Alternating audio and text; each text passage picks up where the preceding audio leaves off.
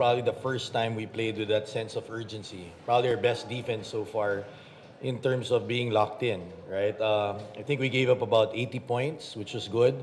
You know, our last two games, you're playing quality teams, Tokatex, Magnolia, could go either way. And, you know, we weren't that bad. It was just in that end that those games, they kind of got some separation on us, right? But proud of the way these guys did it today. You look at the rebounding. The last few games we lost, we didn't win the rebounds. This game, 62 to 42. We also shared the ball, 24 assists. We didn't shoot the three ball that good at that third quarter, but we kept on, right? So, good sign. You know, seems like we have two more games before the playoffs begin, and it's nice to see the guys play together. Thank you, Coach. CJ, ito na nga yung sabi mo na gusto ni Coach Nenad from you. You were active on both ends and found ways to influence the game throughout. There must have been something you locked in on before tip-off. Can you just walk us through what was working out for you out there? I think yung problem ko kasi is more on, alam ko naman na kaya ko pero hindi ko magawa ng consistent eh. Pero yung mga coaches, tinutulungan nila ako palagi na kailangan maging two-way player ako. Sinasabi nila na okay na yung offense ako, pero yung defense ako lang yung kailangan kong dagdagan. So every time sa practice, kahit na magkamali ako, okay lang. Basta, lagi ko lang sinusubukan hanggang sa maging consistent ako. And hopefully, sa next game, mas maging consistent pa ako, mas mabigay ko pa yung mga hinihingi ng coaches na role ko for this team. We now open the floor for questions from our friends from the press. Coach, congratulations. Coach, siyempre, ang usapan na past few days was about Cliff, about what happened. Kumusta yung team after nangyari yun and also the suspension? How was the team? Yeah, you know, Cliff's a warrior. First of all, he apologized. I think if you see the replay, binitawan niya at the last minute, right? But the thing, it's uncalled for what he did. He's got family. We're glad he's apologized. I think for us, we just realized na si Cliff kasi yung backbone namin sa depensa. And it's not gonna be one guy, it's several guys. Everybody chipped in today in terms of, makikita mo, you didn't have any heads down, you didn't see any quit. I think the psyche of the boys were much better in this game, right? And, you know, you look at Bearfield, you look at David, they shot at a high percentage, but all those shots were tough, right? So, you know, moving forward, this is a game that we needed to get. It's gonna be like knockout games every time. You know, NLEX is next and then Ginebra. So we're locked in for those last two games. But this is something that we're very happy with. Nakita namin na, you know, we're one of the best defensive teams. We're one of the best rebounding teams. And I think tonight, you could see na binigyan namin ng focus yung dalawang yon.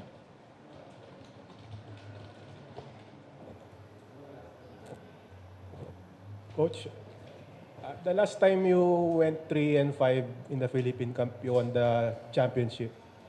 So ano lang po yung reaction mo doon, Coach, na kumbaga it's not lost pa rin kahit with your struggles. I wish it could be that easy na ganon, but it's similar to that. I think the nice thing, tama yung, good question.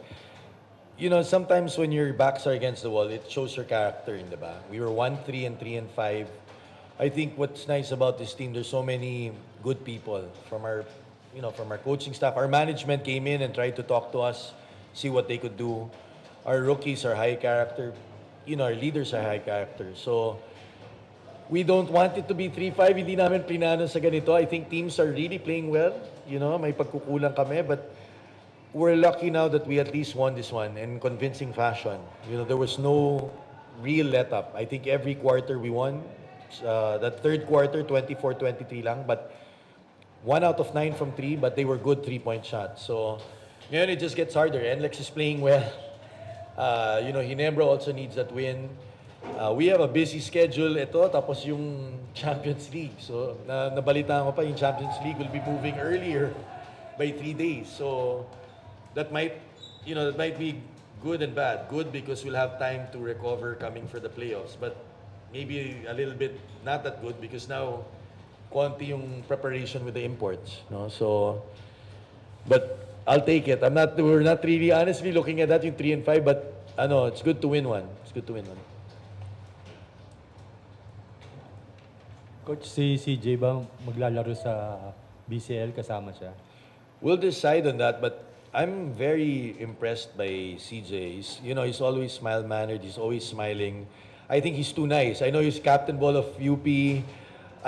Every time we're in practice and you teach him, he's very sincere in looking us in the eye. Parang gusto niya matuto. I have no doubt he's gonna be a star in our league. He's had big games for us, but what I was so proud about, he's known for his scoring. If you look at the times na nasa loob siya, ang ganda ng depensa niya. He was guarding the bare field, he was moving his feet, he was challenging.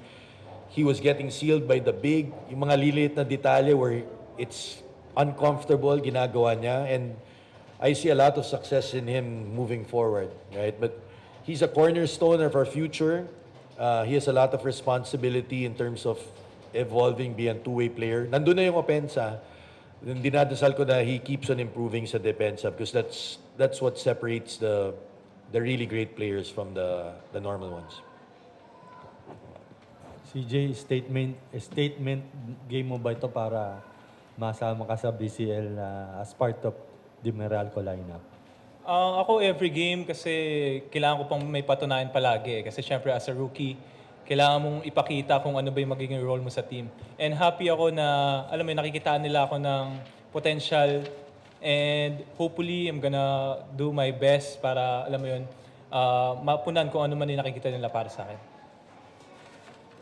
Coach, against NLEX,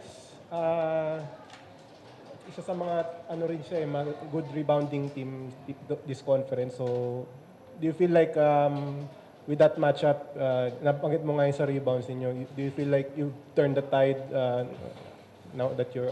Well, the advantage of NLEX, I notice, we struggle when we play small, quick lineups. You look at their lineups, they have a lot of 4s and 5s that can switch. Malilit sila, but that small lineup is to their benefit. They spread the floor for Bolik, Coach Jong, and, since getting shot, masipag si Sot sa depensa. So they've really been one of the better teams with that. Moving their feet, staying in front, boxing out. It's gonna be a challenge for us because their confidence is really way up. For us, we need consistency now, right? Moving forward, we still have a chance, a small glimmer of chance. I don't know, I think twice to beat, but we're looking at just getting playoff ready, right? So I think that one win, if we do, that will be already, I think, inside sa playoffs, right? So, we'll be ready. We have a hard time kasi big lineup kami. Pag big lineup sa matchup, kaya nila Brandon, nila Raymond, when it's a big team. But when you have quicker guys and they spread the floor, that's where we struggle a bit. That ends our post-game press conference. Thank you, everyone. Congratulations, Coach and CJ. Salamat, Thank you guys. po. Thank you.